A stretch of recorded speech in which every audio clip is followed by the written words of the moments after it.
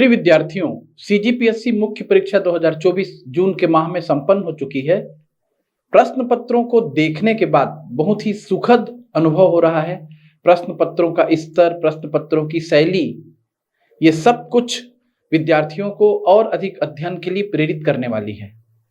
इसलिए अपने संस्थान के विद्यार्थियों के लिए मुख्य परीक्षा के प्रश्न पत्रों की व्याख्या और उनका मॉडल आंसर मैं प्रस्तुत करूंगा, ताकि मुख्य परीक्षा की तैयारी में ये उनके लिए बेहद ही सहायक साबित हो।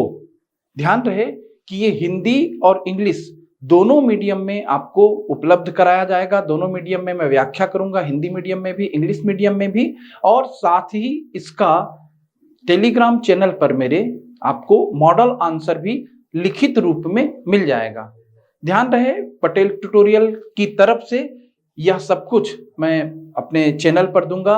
यदि आपने मेरे चैनल को सब्सक्राइब नहीं किया होगा, रविंद्र तिवारी के नाम से है, आप मुझे जान ही रहे हैं, तो मेरे चैनल को भी सब्सक्राइब कर लीजिएगा, टेलीग्राम चैनल को भी सब्सक्राइब कर लीजिएगा, ताकि सोमवार से शुरू होने वाली इस सीरीज में आपको लगातार मॉडल आंसर मिल सके। कैसे मुख्य परीक्षा में उत्तर लिखते हैं, किस तरह से प्रश्नों को हम समझते हैं, और यदि प्रश्न में पूछा क्या गया है तो लिखना क्या जाना रहता है, ये भी मैं आपको बताऊंगा। काफी गंभीर चर्चा होगी।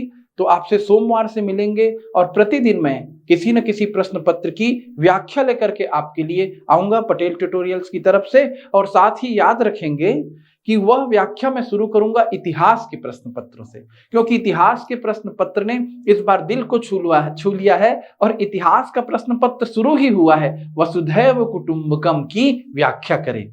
बड़ा ही प्रसिद्ध वाक्य है महाउपनिषद का, जो कि हमारे संसद भवन के प्रवेश द्वार पर, प्रवेश एंट्रेंस जहां होता है वहां पर लिखा हुआ है, उदार चरिता नाम तु वसुधैव कुटुंबकम। ये भारत का ध्येय वाक्य है। तो इतिहास को वर्तमान से जोड़ना, करंट अफेयर से जोड़ना जब शुरू होता है, तो वहीं से आप समझ सकते हैं कि हमारा लोक सेवा आयोग अब अपने स्तर को किस ऊंचाई की ओर ले जाने के लिए प्रयासरत है। तो आप मेरा पहला व्याख्या देखेंगे सोमवार को इतिहास विषय पर। आपसे मिलते हैं, धन्यवाद।